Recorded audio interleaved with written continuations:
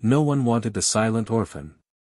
Until a cowboy gave up $100 to bring her home. The auction was not called an auction. The people of Duskwell Flats had too much pride for that word. They called it a placement, which was a gentler sound for a brutal thing. Every spring, when the Halcyon House orphanage ran short of funds and shorter still on patients, the matron, a woman named Cordis Pruitt, who smelled of camphor and disappointment, would line up her remaining charges in the town square and invite citizens to take them on as workers, apprentices, or in rare cases, as wards. The youngest ones always went first. They were soft-faced and easy to shape, and families with any sentiment at all found them impossible to resist. Reva Calloway had not been taken in 7 years. She stood at the end of the line as she always did, not because she had been placed there, but because she drifted there on instinct, the way water finds the lowest ground. She was 23 years old, which made her something of an embarrassment to the Halcyon House records.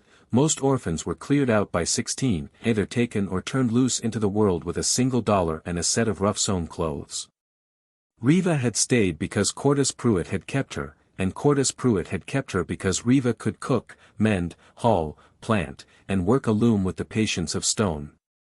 She was useful in the way that a good tool is useful, quietly, without complaint, without being noticed until she wasn't there. She did not speak much. That was the other thing. It wasn't that she couldn't. She had a voice, low and careful, and she used it when words were absolutely required, which in her estimation was rarely. She had learned early that her silence made people uneasy, and unease made people look away, and being looked away from had its own kind of freedom. She did not smile for the crowd. She did not arrange her expression into something pleasing. She stood in the pale spring light with her dark hair pinned back and her gray dress washed to a soft, colorless nothing, and she looked at the middle distance with eyes the color of cedar wood, a deep, unhurried brown, and she waited for it to be over. The families of Duskwell Flats had learned not to bother. Old Henrik Bauer had tried to take her on 3 years back, needing someone to manage his household after his wife passed, but Reva had looked at him with those still eyes and he had changed his mind, mumbling something about preferring someone more lively. The Calder sisters who ran the millinery had expressed interest once, then reconsidered when they realized she would not chat with customers. Even the schoolteacher, a practical woman named Del Marsh who had no use for prettiness, had taken one look at Reva's silence and concluded it would unsettle the children. So Reva stood at the end of the line, and people walked past her, and the sun moved overhead, and by noon she knew it would be another year. That was the year Calder Voss rode into town. He came in from the south road on a horse the color of charcoal, a big, angular animal with a Roman nose and the temperament of a thunderstorm. The man himself was tall in the saddle in the way that some men are, not because they are particularly large, but because they carry themselves like they have never once doubted their right to take up space. He wore a duster that had been dark once and had faded to the color of old rust, and a hat pulled low against the sun, and he had the look of a man who had been on the road long enough that the road had started to look like him in return. Lean. Weathered. Quietly serious. He tied the horse at the rail in front of Dunbar's general store and stood for a moment looking at the square, at the line of people from Halcyon House, at the crowd of Duskwell Flats citizens moving among them like buyers at a market, which was exactly what they were. His expression did not change. He walked toward it anyway. His name, if anyone had asked, was Calder Voss, and he was 31 years old, and he had come to Duskwell Flats for the simple reason that his nearest neighbor, a man named Orphan who ran cattle 2 valleys over, had told him that if he didn't find someone to manage that house of his before summer, he would come home one day to find it had fallen in on itself from sheer neglect. Calder had not argued, because Orphan was not wrong.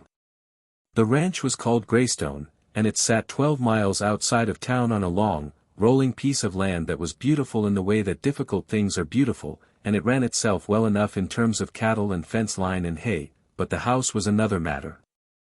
He needed someone who could cook and keep and manage, and he did not have the patience or the inclination for the social machinery that usually produced such people. He had heard about the Halcyon House placement from Orphan as well. He walked into the square and stood at the edge of the crowd and looked at the line of people. There were 6 of them this year. Two young boys who were already being fussed over by a heavy-set woman in a blue dress. A teenage girl who had already been spoken for, judging by the hand on her shoulder and the satisfied look on the speaking man's face. An older man, maybe 50, who looked like he had seen everything and was tired of most of it. A boy of about 12 with a red cap who was doing a good job of appearing uninterested. And at the end of the line, slightly apart from the others, a woman who was not performing. Calder noticed her the way you notice a sound that is out of place, not because it is louder, but because it is different. Everyone else in the line had some posture of appeal or resignation. The older man looked hopeful. The 12-year-old looked studied. The woman at the end of the line looked like none of this had anything to do with her. She was watching something past the crowd, something in the direction of the hills, and her face was calm in a way that had nothing theatrical about it. She was not pretending to be serene. She simply was. He walked over to Cordis Pruitt, who stood to the side of the line with a ledger and the expression of a woman who had long since stopped feeling bad about anything. "That one," he said, with a small motion of his head toward the woman at the end.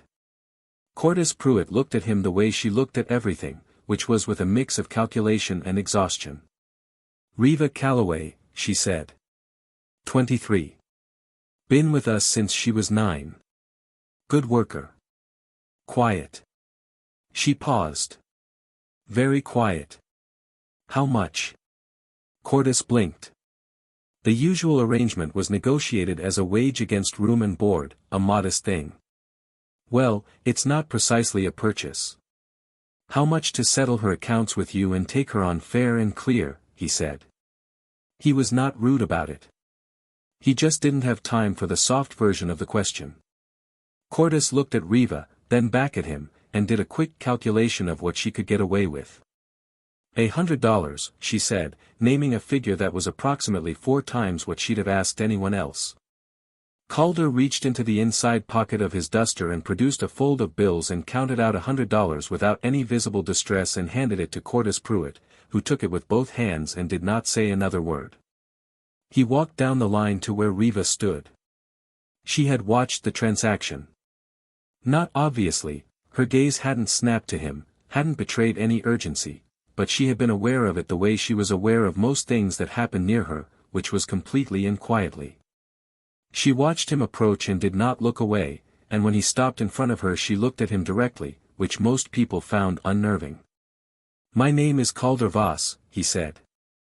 "I have a ranch called Greystone, about 12 miles south. I need someone to manage the house. Cook, keep the place running, that sort of thing. Room, board, and fair wages. You'd have your own space." He paused. "You're not required to talk more than you want." Reva looked at him for a long moment. He did not fidget. He did not fill the silence with more words. He stood in it with her like it was ordinary, and that was so unusual that she almost said something just from the surprise of it. Instead she said, "When do we leave?" "Now," he said. "If that suits." "It suits," she said. She had almost nothing to gather. A small cloth bag with a change of clothes, a book she had read so many times the spine had given up, and a small tin that had belonged to her mother, which was the only thing in the world she was careful with. Cordis Pruitt did not say goodbye. That was all right. Reva had never expected her to. The horse, whose name, she would learn, was Tolliver, regarded her with the wariness of an animal who has been around long enough to know that new people are usually trouble. Calder helped her up without ceremony, and she sat behind him with her bag in her lap, and Tolliver shifted his enormous haunches and decided, apparently, that she was acceptable. They rode out of Duskwell Flats into the long open country to the south, and for several miles neither of them said anything, and it was not uncomfortable. The land opened as they left the town behind. Duskwell Flats sat in a kind of shallow bowl between 2 gentle ridges, and once you cleared the south ridge the world seemed to exhale. The grass ran long and pale gold in the spring wind, and the sky was the deep, specific blue that exists only in that part of the country, and the hills in the distance were purple and serious. Reva had lived in the town for 14 years and she had not known until this moment that she had been holding her breath. She breathed. "It's bigger than it looks from in there," she said, which was more words than she usually offered to anyone in the first hour. Calder said, which was also more response than she'd expected, in that it was a genuine one. Greystone revealed itself slowly. The road curved around a low rise and then the ranch was there below them in a natural cup of land, a main house built of gray stone and weathered timber, a barn that leaned very slightly to the east without being in any danger, a scattering of outbuildings, and a yard that was in a state of patient disorder. The house had good bones. She could see that from here. 2 stories, deep porch, windows that would catch the afternoon light. Someone had planted rosebushes along the front of the house a long time ago and they had been doing as they pleased ever since, which meant they were wild and extravagant and more beautiful than any tended thing would have been. There were 2 ranch hands. One was named Burl, who was older than the ranch and appeared to have the same geological patience. The other was a young man named Creed who was enthusiastic about everything, which in a ranch hand was either an asset or a hazard depending on the day. They both greeted her without making a production of it, which she appreciated. Calder showed her the house. It was not dirty so much as it was abandoned in spirit, the rooms functional but without warmth, everything clean enough but nothing settled, as if the house had been waiting for someone to actually live in it. The kitchen was large and had a good stove. The pantry was stocked with the rough basics of a man who eats to survive rather than to eat. The room he showed her was at the back of the house, with a window that looked out over the east field, and it had a door that latched properly, and she stood in it for a moment and felt something that took her a few seconds to identify. She identified it as the feeling of a place that was hers. "It's fine," she said. "Thank you." He nodded and left her to settle in. She did not take long to settle. She had never accumulated enough to make settling a complex task. She put her few clothes in the chest of drawers, set the tin from her mother on the windowsill where the light could find it, and put the book on the small table by the bed.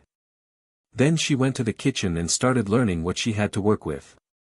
The first meal she made at Greystone was nothing remarkable, a bean and salt pork stew with cornbread, the kind of food that feeds without pretending to impress. Calder ate it at the big table in the kitchen without saying much, and Burl had 3 helpings, and Creed said it was the best thing he'd eaten since Christmastime, which she doubted but which she accepted as the spirit it was offered in. Calder, at the end of the meal, said, "Good," and that was all. She understood from the quality of his silence that he meant it.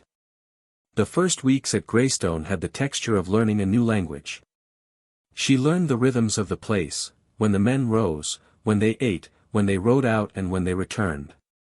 She learned that Burl was almost entirely deaf in one ear and you had to stand on his left to be heard.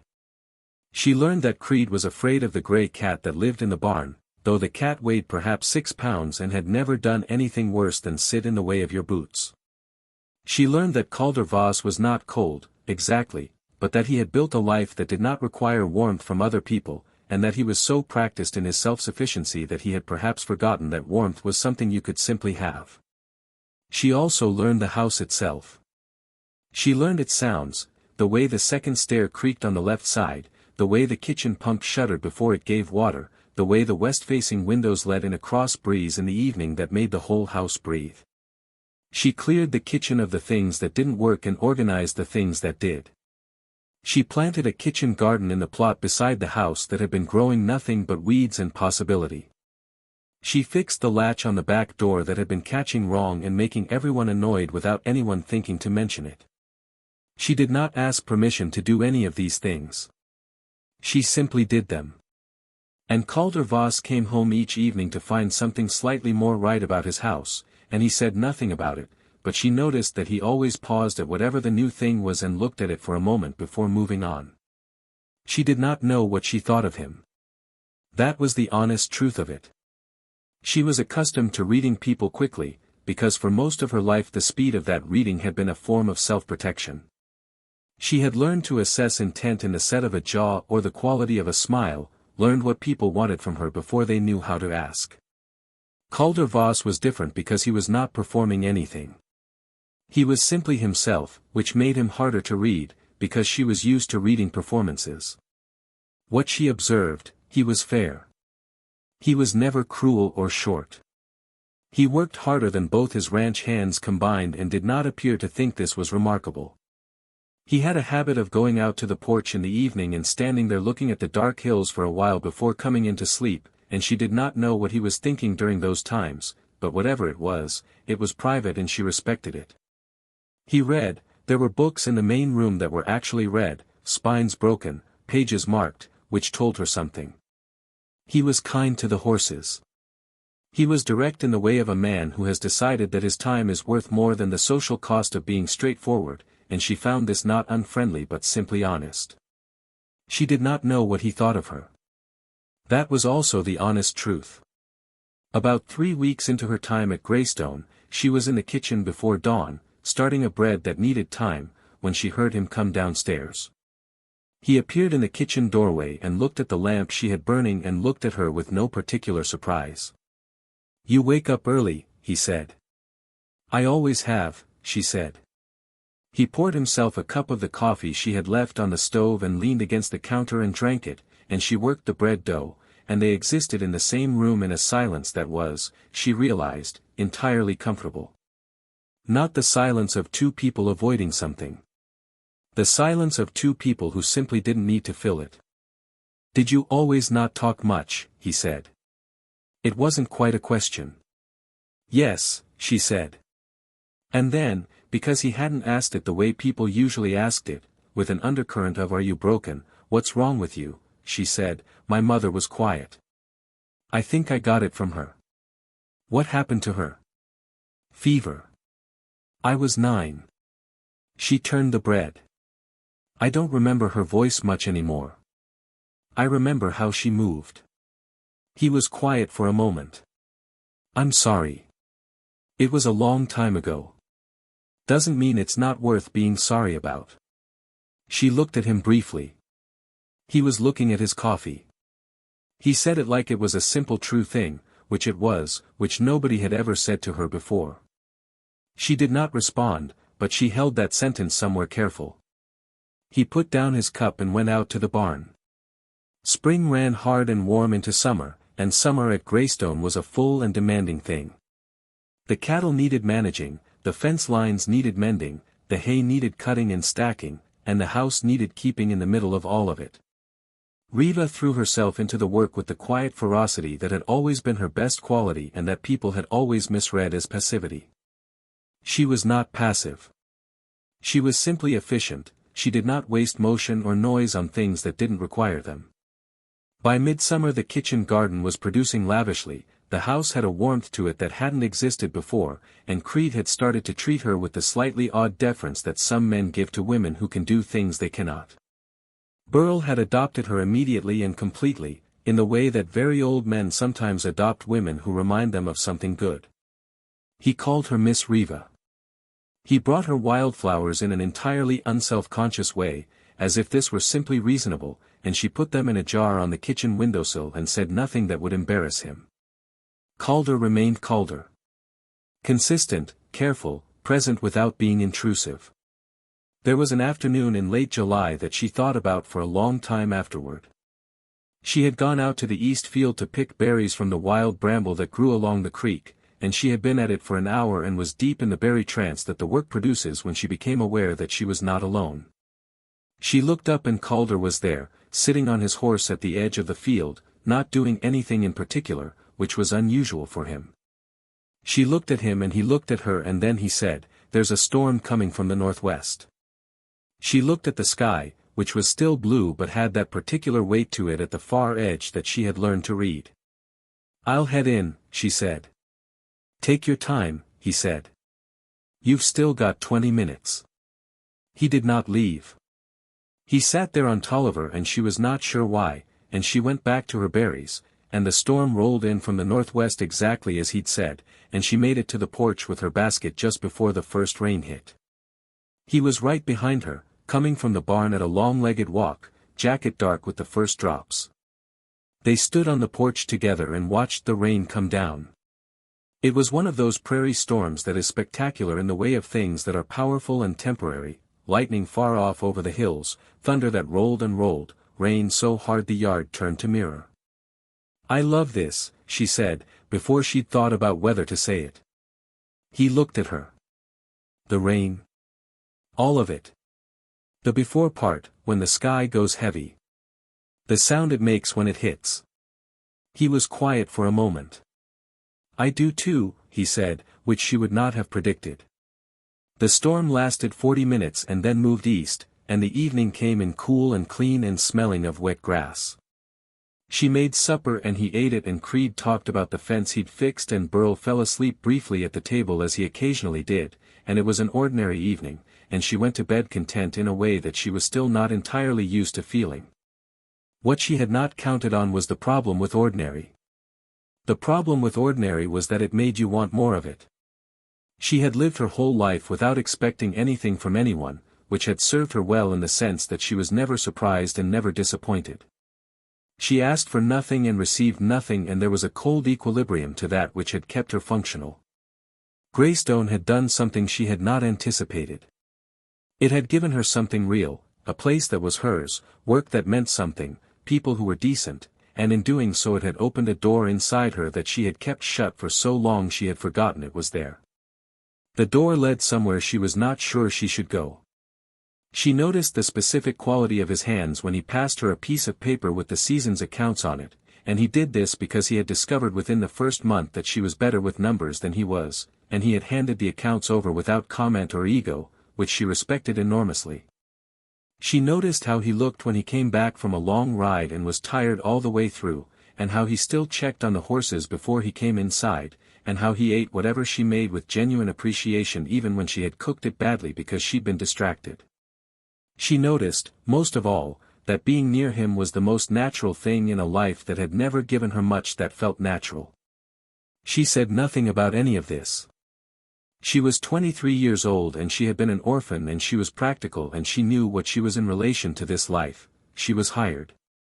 She was there because he had paid $100 and needed someone to run the house. She was good at her work and he was satisfied with her work, and that was the whole shape of it, and she was not going to make it complicated with feelings she had no business having. She was very firm with herself about this. It lasted until October.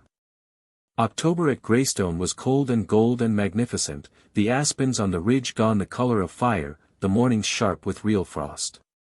She had started putting extra wood by because the house lost heat fast, and she had plans for weather stripping around the windows that she had been meaning to get to since August. She was in the yard splitting wood on a Thursday afternoon when her axe handle gave way, old wood, a crack that had been waiting for its moment, and the axe head flew sideways and took a decent piece out of her palm before it hit the ground. She looked at her hand. It was bleeding with the calm efficiency of a palm cut, which is to say, a lot. She wrapped it in her apron and went inside and was at the kitchen pump trying to clean it when Calder came in from the barn. He took one look at her hand and his whole face changed, not dramatically, he was not a dramatic man, but something in it shifted and became urgent in a way she hadn't seen from him before. "Let me see," he said. "It's not bad," she said. "Let me see, Reva." She let him see.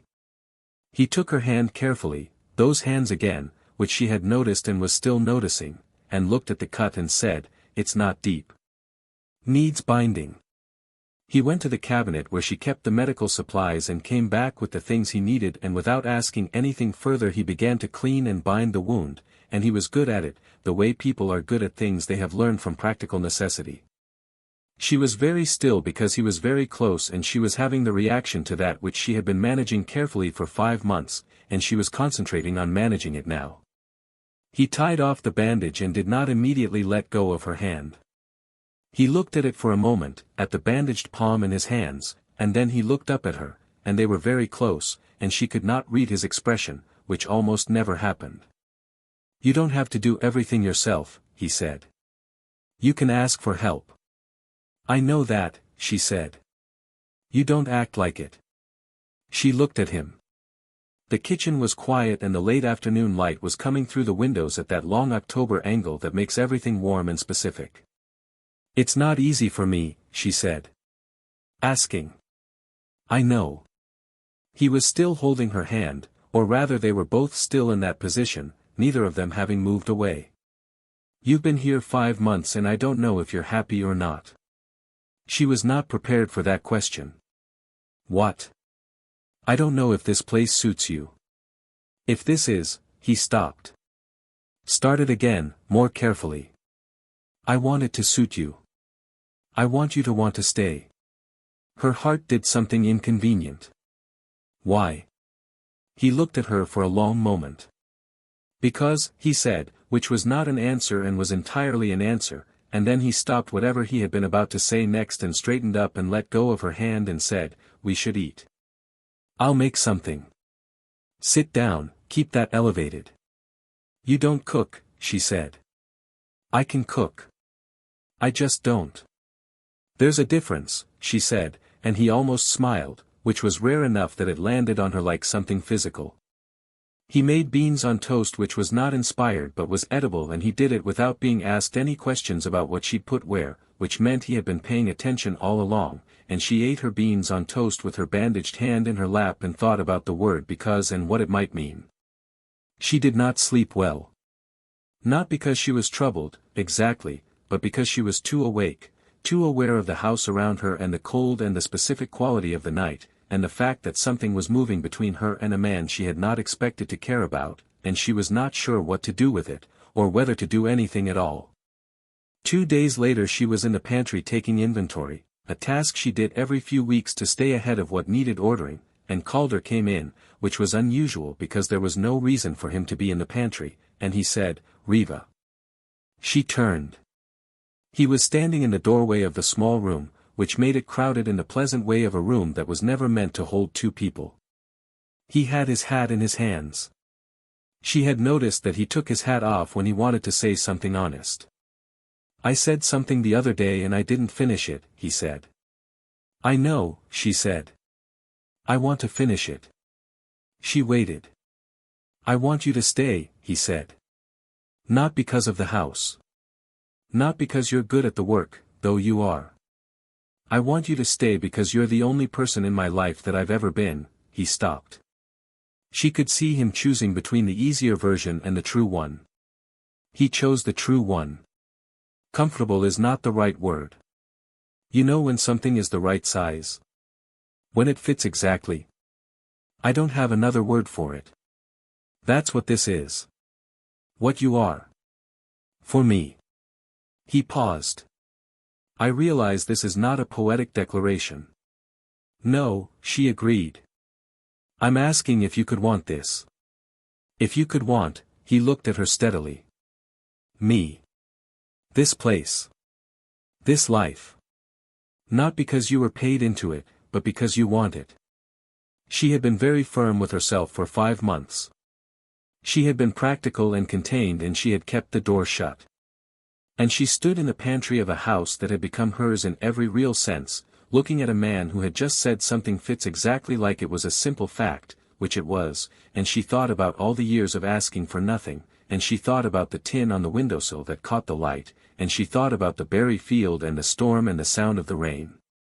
I have wanted this for months, she said. I didn't say anything because I thought I was staff. Something moved across his face. Relief, she thought, and something warmer. You're not staff, he said. What am I? He looked at her the way he sometimes looked at the hills in the evening, as if there was something there he was still working out how to name. Someone I would like to spend a considerable amount of time with, he said. Starting with the rest of today, if you're willing. She was quiet for a moment.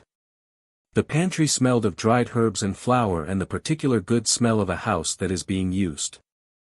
I'm willing, she said. On a condition. Name it. Tell me things, she said. Not everything. I don't need everything. But, what you're thinking sometimes, when you stand on the porch at night. What you were like before Greystone. What the books you read meant to you. She paused. I know how to be quiet with people. I've never known what it's like to have someone choose to talk to me. He looked at her for so long that she wondered if she'd asked for too much. Then he said, "Before Greystone I was in Wyoming. I was 21 and thought I knew more than the land disagreed with me in about 18 ways.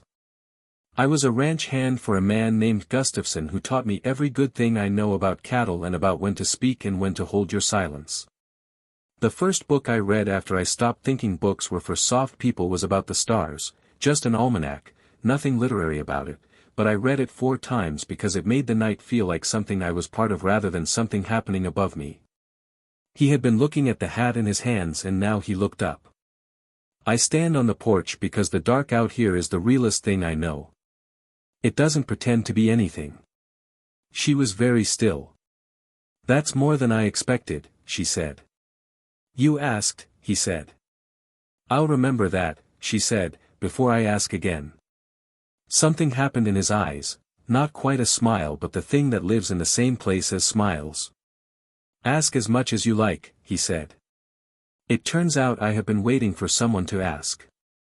What followed was not sudden or cinematic. It was Greystone, which meant it was gradual and real. He sat with her on the porch in the evenings instead of standing there alone. He brought her things that made him think of her, a piece of unusual stone from the ridge, a newspaper from the city with an article about the stars that he thought she might find interesting, once a perfectly round wild plum that he had discovered by accident and brought back with the sheepish air of a man uncertain whether this was a reasonable thing to do, which she found entirely endearing. She told him things too, not easily, but the ease came, slowly, the way spring comes, not in a day but in a direction. She told him about her mother's hands, which she remembered better than her mother's face. She told him about the book she'd read so many times the spine had given up, which was a story about a woman who sailed to the edge of a map and found that the world continued. She told him about the tin on her windowsill, which contained 3 things, a button from her mother's dress, a pressed clover that had been 4-leafed, and a small piece of paper on which her mother had written her name in careful letters, Reva, as if it were important to make the letters precise, as if the name itself were something worth the care. He listened to all of it. He did not rush her or fill the spaces she left. He was the only person she had ever talked to who understood that a pause was not a gap to be filled but a part of what was being said. There was a night in November when the first real snow came, and she stood at the kitchen window watching it fall in the lamplight, and he came up behind her and stood close, not touching, but close, and they watched the snow together, and she was aware of every inch between them with the particular intensity of someone who knows a thing is about to change. "It's beautiful," she said. "Yes," he said, and he was not looking at the snow. She turned and looked at him in the lamplight and kitchen dark, and she said, "Calder," just his name, which was its own kind of sentence. He reached up and tucked a strand of hair back from her face, the touch careful and deliberate, the touch of a man who does not do things by accident. "I would like," he said, "to ask you something." "Ask," she said. "Will you marry me?" he said. Not with a question in his voice but with a kind of steady certainty that was more frightening and more wonderful than uncertainty would have been.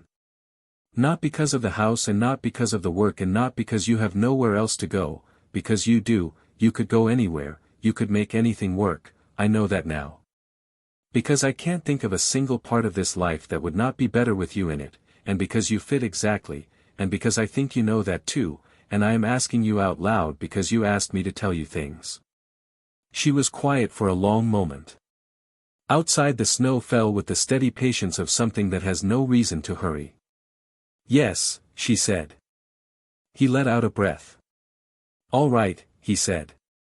"All right," she said. And they stood in the kitchen in the lamplight with the snow outside and the simplicity of 2 people who have found, against reasonable probability, the exact right place to be. They were married in December, in the small church in Duskwell Flats, with Burl and Creed as witnesses. Burl cried with absolutely no embarrassment whatsoever and kept a handkerchief in use throughout the ceremony.